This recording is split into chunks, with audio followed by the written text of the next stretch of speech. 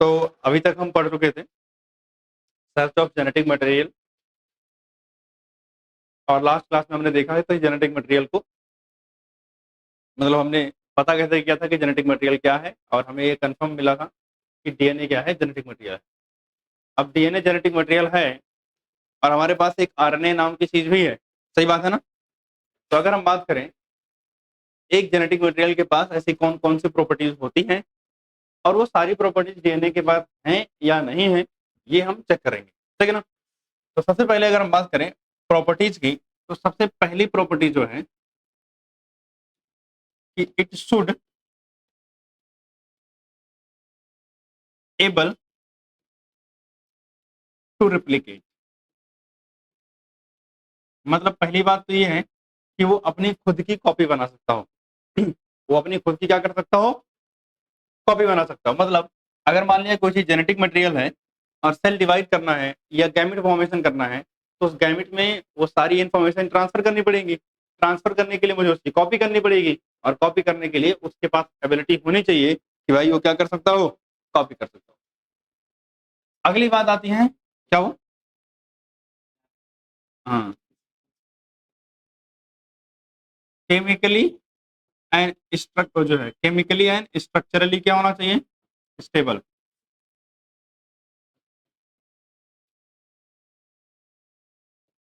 Stable होना चाहिए। भाई अगर ज्यादा स्टेबल नहीं होगा तो इसमें चेंजेस लगातार आते रहेंगे, और अगर चेंज आते रहेंगे तो भैया ह्यूमन रेस या किसी भी पॉपुलेशन को या किसी भी ऑर्गेनिज्म को स्टेबिलिटी नहीं मिलेगी, उसकी पॉपुलेशन लगातार बदलती रहेगी। और बदलने के बाद उसका क्या इम्पैक्ट होगा इन्वायरमेंट पे, वो बचेंगे कि नहीं बचेंगे, ये सब अनप्रेडिक्टेबल हो जाएगा। तो अगर हम चाहते हैं कि जो इवोल्यूशन चल रहा है, जो प्रोसेस हो रही है, ये थोड़ी सी प्रिडिक्टेबल बने, जिसमें हम स्टेबिलिटी रहे, कुछ दिन तक कुछ पॉपुलेशन स्टेबल रहे, तो उसके लिए क्या होना चाहिए, केमिकली और स्ट्रक्चरली स्टेबल होना चाहिए कौन, जेनेटिक मटेरियल। तीसरा, शुड अंडरगोज स्लो म्यूटेशन। इनमें म्यूटेशन कैसा होना चाहिए, स्लो म्यूटेशन। अब स्लो म्यूटेशन किसके लिए होता है, फॉर इवोल्यूशन। हाँ, अगर हम बात करें तो म्यूटेशन होता है डीएनए के अंदर सडनली कोई चेंज हो जाना, और ऐसे चेंज होना जो अगली जनरेशन में पास ऑन हो सकते हैं। Sudden heritable change in the DNA is called mutation. अब मैं कह रहा हूं कि डीएनए में कोई चेंज हुआ, उसे म्यूटेशन बोल रहे हैं। अगर ये म्यूटेशन बार बार होता रहे तो डीएनए बार बार चेंज होता रहेगा, और अगर बहुत ज्यादा चेंज होते रहेंगे तो फिर वही वाला हाल होगा जैसे आपने कोरोना वायरस के बारे में सुना था कि म्यूटेशन होता था, उसका alpha beta gamma delta variant, मतलब बहुत सारे वेरिएंट उसके आते रहते थे। ऐसे ही इंसानों के भी बहुत सारे वेरिएंट हो जाएंगे, ठीक। तो अगर स्लो म्यूटेशन नहीं हुआ तो हमारे डीएनए के अंदर म्यूटेशन कैसा होता है, स्लो होता है, ताकि समय के साथ धीरे धीरे नए नए कैरेक्टर्स डेवलप हो और एवोल्यूशन हो, ठीक है ना। अब फास्ट म्यूटेशन होगा तो सडनली बहुत सारे चेंजेस होते रहेंगे। चौथा पॉइंट है, should express itself as Mendelian factor, as Mendelian factor. भैया मेंडल ने फैक्टर किसको बोला था, जीन को ही तो बोला था। किसको बोला था, जीन को बोला था। अच्छा, फैक्टर की जगह अगर हम बात करें तो एनसीईआरटी में क्या लिखा हुआ है, कैरेक्टर। मतलब मेंडल ने जो रूल्स एंड रेगुलेशंस बताए थे किसी कैरेक्टर को कंट्रोल करने के लिए, उसको ये फॉलो करना चाहिए। अगर ये सारी प्रॉपर्टीज किसी के पास हैं तब हम उसको क्या बोलेंगे, जेनेटिक मटेरियल बोलेंगे। तो हम चेक करेंगे कि हमारे पास तीन डाउट की चीजें थी, और तीन डाउट की चीजें क्या थी, प्रोटीन, डीएनए और आरएनए। तो प्रोटीन के पास, डीएनए के पास, आरएनए के पास ये सारी एबिलिटीज हैं या नहीं है। तो सबसे पहले अगर मैं बात करूं बच्चे, एक काम करो, इसको नोट ही कर लो, फिर आगे बताता हूं।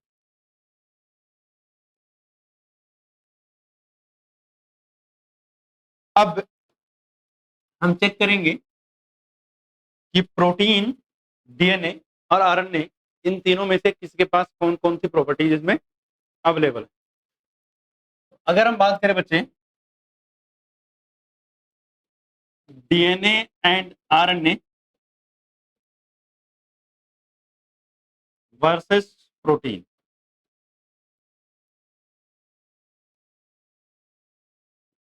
डीएनए एंड आरएनए जो होते हैं बच्चे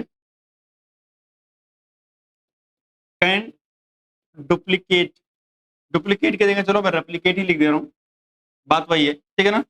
कैन रेप्लीकेट, क्या कर सकते हैं, रेप्लीकेट कर सकते हैं। ये can not replicate, can not replicate, भैया रेप्लीकेट ही नहीं कर सकता तो जेनेटिक मटेरियल कैसे हो सकता है। तो मतलब पहली प्रॉपर्टी में ही प्रोटीन क्या हो गया, फेल। इसका मतलब अगर हम कंक्लूजन की बात करें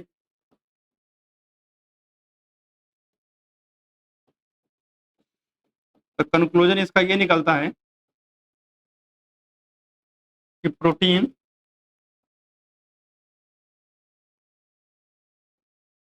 can not be genetic material.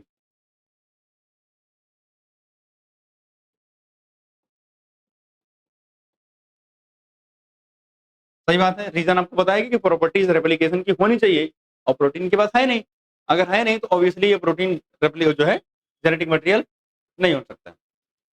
अब हमें पता चला कि भैया डीएनए और आरएनए तो हो सकता है क्योंकि रेप्लिकेट कर रहा है, तब डीएनए और आरएनए को आपस में हम कंपेयर करेंगे। तो यहां हम लिख रहे हैं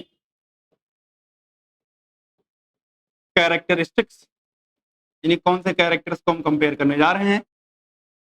इधर हम लिख रहे हैं डीएनए और इधर हम लिख रहे हैं आरएनए, यानी किसके पास कौन सी एबिलिटी है।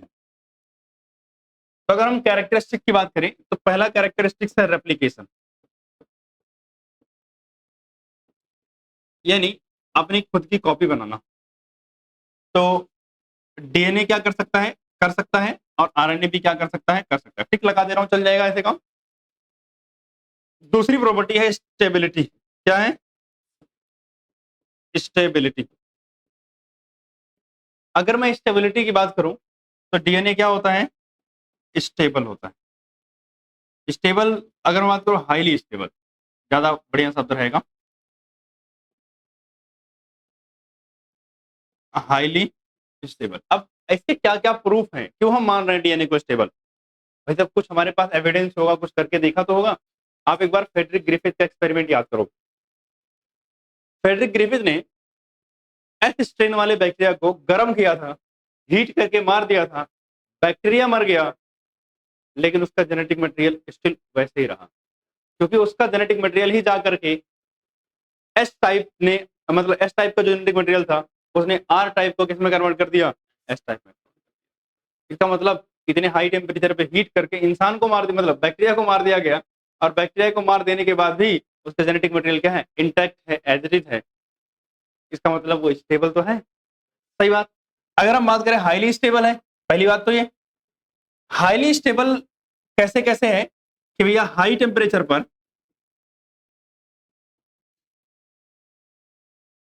At high temperature both stand क्या करते हैं, सेपरेट हो जाते हैं,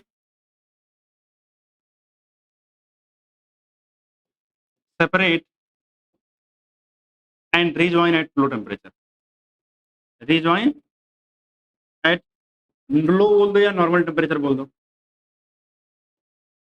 नॉर्मल टेम्परेचर। मतलब जब टेम्परेचर आप नॉर्मल करोगे तो ये वापस से क्या कर जाएगा, रिजॉइन कर जाएगा। सही बात है। इसके बाद अगर हम बात करें स्टेबिलिटी के लिए पहला पॉइंट, अगर हम दूसरे पॉइंट की बात करें तो दूसरा पॉइंट क्या कहता है कि एट टू प्राइम पोजीशन, यानी सेकेंड प्राइम पोजीशन पर क्या होता है, OH ग्रुप एब्सेंट होता है। याद है डीऑक्सीराइबोस शुगर होती है इनके पास, और अगर डीऑक्सीराइबोस शुगर है इसका मतलब इनके पास क्या नहीं होगा, OH नहीं होगा, किस पे, एट सेकेंड प्राइम पोजीशन। अगर OH नहीं होगा तो ये क्या हो जाएंगे, लेस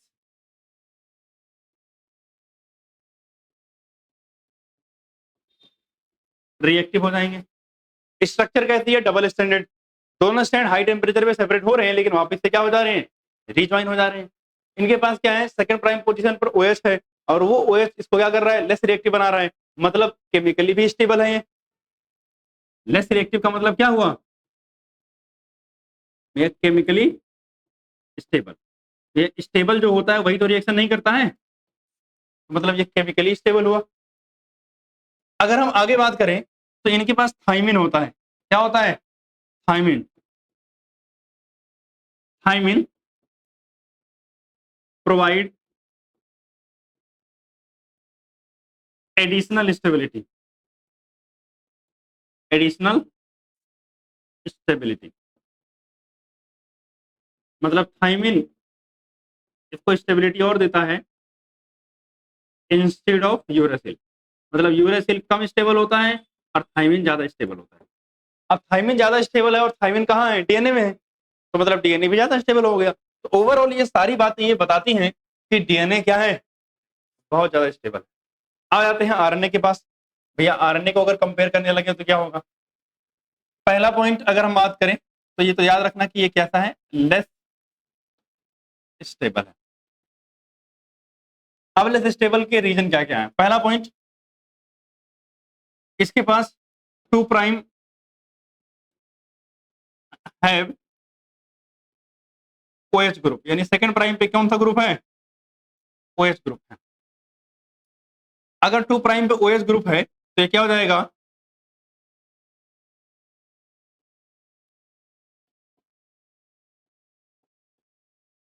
रिएक्टिव हो जाएगा। इसको हम बोलते हैं लेबाइल, मतलब बहुत आसानी से रिएक्ट कर जाएगा। एंड डिग्रेडेबल, यानी इसको डिस्ट्रॉय भी किया जा सकता है OH की वजह से। आगे बात करते हैं। अगर हम बात करें आरएनए एक्ट एज कैटलिस्ट, ये कैटलिस्ट की तरह काम करता है और कैटलिस्ट की तरह काम करना ये क्या करता है, ये दिखाता है कि ये क्या है, रिएक्टिव। तो केमिकली स्टेबल तो नहीं दिख रहा है हमें, सही बात है। इसके बाद अगर हम बात करें तो सिंगल स्टैंड होता है स्ट्रक्चर में, तो यह सिंगल स्टैंड हुआ तो स्ट्रक्चरली भी क्या हुआ, सेल्फ स्टेबल। अगर हम बात करें इसके बाद क्या होता है, यूरेसिल प्रेजेंट होता है और हमने यहाँ देखा थाइमिन ज्यादा स्टेबल है एज कम्पेयर टू यूरेसिल। तो मतलब ओवरऑल कंपैरिजन में अगर हम बात करें तो हमें ये पता चल रहा है कि DNA is much more stable then RNA, यानी डीएनए आरएनए से क्या है, बहुत ज्यादा स्टेबल है। क्लियर बात, ये सब बातें किसकी थी, स्टेबिलिटी की। अब अगर हम आगे बात करें तो स्टेबिलिटी के बाद हमारे पास जो अगला क्राइटेरिया हमें कंपेयर करना है दैट इज म्यूटेशन। क्या है, म्यूटेशन। अगर हम म्यूटेशन की बात करें, क्योंकि डीएनए ज्यादा स्टेबल है तो इसमें होता है भैया स्लो म्यूटेशन। कैसा म्यूटेशन होता है, स्लो म्यूटेशन। जबकि आरएनए के अंदर म्यूटेशन क्या होता है, फास्ट म्यूटेशन होता है। तो भैया हमको क्या चाहिए था, स्लो म्यूटेशन चाहिए था, सही बात है। जिन लोगों के पास जेनेटिक मटेरियल आरएनए होता है और आरएनए के अंदर म्यूटेशन फास्ट होता है, तो जब म्यूटेशन फास्ट होगा तो इससे पता क्या होगा, लाइफ स्पैन उनकी छोटी हो जाएगी और इवॉल्व क्या होंगे, जल्दी होंगे। फास्ट म्यूटेशन का मतलब क्या हुआ, लाइफ स्पैन क्या हो जाएगा, लाइफ स्पैन हो जाएगा इनका शॉर्ट और जो है इवोल्यूशन इनका क्या हो जाएगा, फास्ट हो जाएगा। जैसे मैंने अभी बताया एग्जांपल, कोरोना वायरस इवोल्यूशन बहुत फास्ट है, आप देखते थे कुछ ही देर में नया वेरिएंट आपको देखने को मिल जाता था। तो यहाँ भी विनर डीएनए ही है, सही बात। इसके साथ बात करते हैं म्यूटेशन के बाद मेंडेलियन कैरेक्टर के फॉर्म में।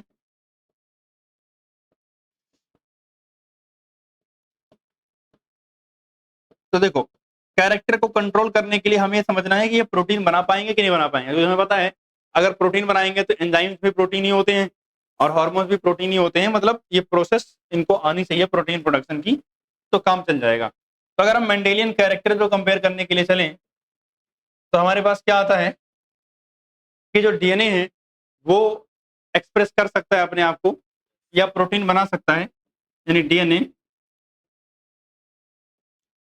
कैन एक्सप्रेस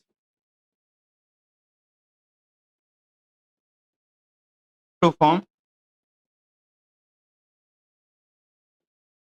प्रोटीन, यानी प्रोटीन बना सकता है किसकी तरह, वाया आरएनए।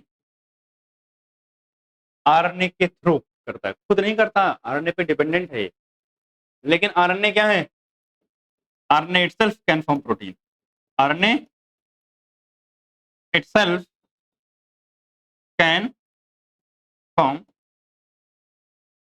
प्रोटीन, यानी आरएनए खुद ही प्रोटीन बना सकता है। तो भाई साहब दोनों के पास एबिलिटी तो है, अब चाहे कोई आरएनए के थ्रू बना रहा है या खुद अपना डायरेक्टली बना रहे, बना तो पा रहे हैं। अब अगर आप इन सारे कंपैरिजन को देखोगे तो आपको क्या पता चलता है कि सर सारे कैरेक्टर दोनों के पास हैं, यानी both can act as a genetic material. बात तो सही है ना, यानी both can act as a genetic material. तो कंक्लूजन की अगर हम बात करते हैं तो हमारे पास कंक्लूजन ये आता है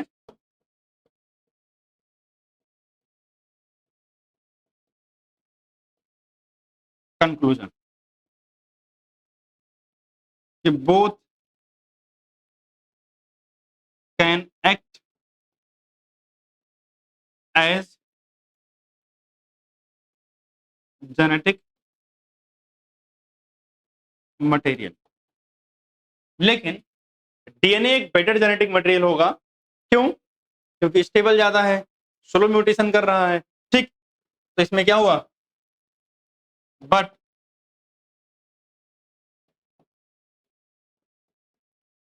डीएनए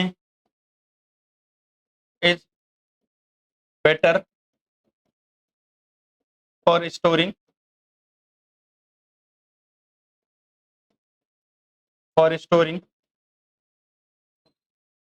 जेनेटिक इंफॉर्मेशन, यानी जेनेटिक इंफॉर्मेशन को स्टोर करने के लिए कौन बेटर है, डीएनए।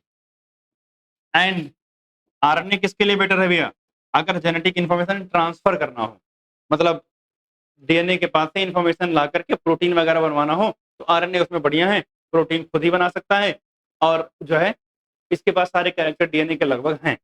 तो मतलब क्या हुआ, RNA better for transfer of genetic information, transfer of genetic information.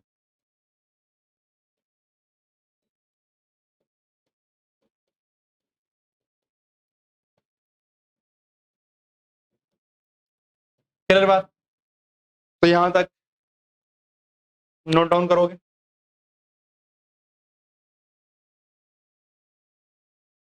तो अब बात करते हैं अगले टॉपिक की, जिसका नाम है आरएनए वर्ड। आरएनए बस छोटा सा टॉपिक है। आरएनए वर्ड में अगर हम बात करें तो आरएनए की स्ट्रक्चर ऑलरेडी तो मैंने पढ़ाई दी है, ठीक। तो इसमें हमें समझना क्या है कि सबसे पहली चीज, आरएनए जो है वो फर्स्ट जेनेटिक मटेरियल है। आरएनए क्या है, फर्स्ट जेनेटिक मटेरियल, मतलब इवोल्यूशन की प्रोसेस के अंदर जो पहला जेनेटिक मटेरियल बना था वो कौन है, आरएनए। आरएनए क्या क्या कर सकता है, आरएनए कई सारी मेटाबॉलिक प्रोसेस में इन्वॉल्व होता है, कई सारी मेटाबॉलिक प्रोसेसेस में इन्वॉल्व होता है। इसके अलावा जो है आरएनए स्प्लाइसिंग वगैरह भी कर सकता है ना, याद है? अच्छा, अभी नहीं पढ़ा हुआ तुमने, मुझे दूसरे बैच का याद आ गया। स्प्लाइसिंग क्या होता है, जब एक प्रोसेस आप पढ़ोगे ट्रांसक्रिप्शन, तो वहां पर कुछ वेस्ट चीजें होती हैं, उसको रिमूव करने का काम होता है, उसे स्प्लाइसिंग बोलते हैं। तो वो भी कौन, आरएनए कर सकता है, डीएनए नहीं कर सकता है। तो मेटाबॉलिक प्रोसेस में स्प्लाइसिंग के अंदर इसके अलावा कैटलिस्ट की तरह काम कर सकता है। तो ये सब चीजें सजेस्ट करती हैं कि स्टार्टिंग में आरएनए के पास क्योंकि ये सारी एबिलिटी थी, तो ये ज़्यादा बढ़िया और सूटेड था किसके लिए, जेनेटिक मटेरियल के लिए, क्योंकि उस समय तक भैया ज़्यादा हम इवॉल्व नहीं हुए थे, हमारी बॉडी में कुछ लिमिटेड चीज़ें ही थी। तो कोई ऐसी चीज़ हो जो सारा काम कर ले तो बेटर ऑप्शन होगा। यानी हमारी बॉडी के अंदर ऑर्गन्स या स्ट्रक्चर्स के बीच में स्पेशलाइजेशन नहीं था, तो स्पेशलाइजेशन नहीं था तो एक आदमी या एक इंडिविजुअल, एक पर्सन सब काम कर रहा होता तो बेटर ऑप्शन है, आरएनए बेटर ऑप्शन में मौजूद था। बट आरएनए जो है इन सब की वजह से क्या था, रिएक्टिव था। क्या था? रिएक्टिव। और रिएक्टिव होने की वजह से क्या हो जाएगा, अनस्टेबल हो जाएगा। और अगर ये अनस्टेबल हो जाएगा तो समय बदला और आरएनए मॉडिफाई हो गया किसमें, डीएनए के अंदर। यानी आरएनए ने किसकी फॉर्मेशन की, डीएनए। आरएनए ने किसकी फॉर्मेशन की, डीएनए की। कैसे भाई, जो कुछ स्टेबिलिटी के लिए हो सकता था वो एस ग्रुप हटा दिया, यूरासिल के जगह थाइमिन आ गया, डबल स्टैंड हो गए, ऐसे कुछ मॉडिफिकेशन हुए और उसके बाद से क्या बन गया, हमें डीएनए मिल गया। ठीक, तो इसका मतलब पहला जेनेटिक मटेरियल जो था वो कौन था, आरएनए ही था। ये सब बातें आपको बेसिकली थोड़ा सा पता होना चाहिए। अब सुनना, नहीं पहले डीएनए नहीं था, पहले आरएनए था, आरएनए से डीएनए की फॉर्मेशन हुई। अब सुनना, हमारे पास आरएनए तीन तरीके के होते हैं। तीन तरीके के, या मैं बोलूं आरएनए को हम दो कैटेगरी में बांट सकते हैं। एक होता है जेनेटिक आरएनए, मतलब आरएनए कैसे काम करेगा, एज ए जेनेटिक मटेरियल। दूसरा होता है non genetic RNA, non genetic RNA. तो अगर मैं बात करूं बच्चे जेनेटिक आरएनए की, तो जेनेटिक आरएनए में एग्जांपल की अगर हम बात करें, जहां पर आरएनए जेनेटिक मटेरियल काम करता हो, तो टीएमबी, टोबैको मोजाइक वायरस, इसके अलावा कोरोना वायरस भी आपका एक हो सकता है, corona virus, retro virus, retro virus. इसके अलावा अगर आप एग्जांपल दो कि एचआईवी, ईटीसी, ये सब क्या है, जहां पर जेनेटिक मटेरियल क्या है, आरएनए है। ठीक, अगर हम बात करें नॉन जेनेटिक, मतलब यहाँ जेनेटिक मटेरियल की तरह काम नहीं करेगा, तो इसके तीन टाइप होते हैं मेरे पास। एक है आरआरएनए, एक है एमआरएनए और एक है टीआरएनए। आरआरएनए में R stand for ribosomal, R stand for ribosomal, M stand for messenger, ये डीएनए का पीए होता है, पीए समझते हो ना, पर्सनल असिस्टेंट। और T stand for transfer RNA. अगर मैं बात करूं तो हमारी बॉडी के अंदर आरआरएनए जो होता है बच्चे, ये मोस्ट अबंडेंट होता है, मोस्ट अबंडेंट, जो कि नाम से पता चल रहा है ये कहाँ मिलेगा, राइबोसोम के साथ मिलेगा, कंपोनेंट ऑफ राइबोसोम होता है, ठीक है ना, प्रेजेंट इन राइबोसोम। और सुनना, ये मोस्ट स्टेबल भी होता है, मोस्ट स्टेबल, मतलब अगर इन तीनों आरएनए को हम कंपेयर करें, इनमें सबसे ज्यादा स्टेबल कौन होता है, आरआरएनए। मैसेंजर आरएनए की बात करें हम, तो ये होता है लीस्ट अबंडेंट। क्या होता है, लीस्ट अबंडेंट। और अगर हम बात करें तो याद रखना, ये लीस्ट स्टेबल भी होता है, लीस्ट स्टेबल। और इसका काम क्या होता है, नाम है मैसेंजर, मतलब मैसेज डिलीवर करता होगा। तो डीएनए के पास से जेनेटिक इन्फॉर्मेशन को लेके जाता है और उस इन्फॉर्मेशन का इस्तेमाल करके क्या बनाता है, प्रोटीन बनाता है। क्या बनाता है, प्रोटीन बनाता है। आ जाते हैं कहां पर, टीआरएनए पर। टीआरएनए जो है सेकंड मोस्ट अबंडेंट, मतलब दूसरे नंबर पे आता है, सेकंड मोस्ट अबंडेंट, अराउंड 15% के आसपास होता है। और ये अराउंड 70-80% के आसपास, ये 2 से 4%, 5% तक सेकंड मोस्ट अबंडेंट। और जो है ये क्या होता है, स्टेबल होता है। मैंने नहीं बोला हाईली स्टेबल, सबसे ज्यादा स्टेबल ये, और ये लीस्ट है, और ये क्या है, इंटरमीडिएट में आ जाएगा। और इसका ये कहाँ प्रेजेंट होता है, साइटोप्लाज्म के अंदर। और इसका नाम है ट्रांसफर आरएनए, तो कुछ ना कुछ तो ट्रांसफर करता होगा। अब वो क्या ट्रांसफर करता है, अमीनो एसिड्स को ट्रांसफर करता है। कैसे करता है ये सब आगे आप जाके पढ़ोगे। तो अभी आपको बस बेसिक आइडिया होना चाहिए कि आरआरएनए, एमआरएनए और टीआरएनए नाम की कोई चीज होती है, आगे आप डिटेल में इनके बारे में पढ़ोगे, ठीक है ना। तो फटाफट आरएनए वर्ड में ये इतनी बातें नोट करो और आज की क्लास बस यहीं तक रखेंगे, बाकी मिलेंगे अगली क्लास में, ठीक।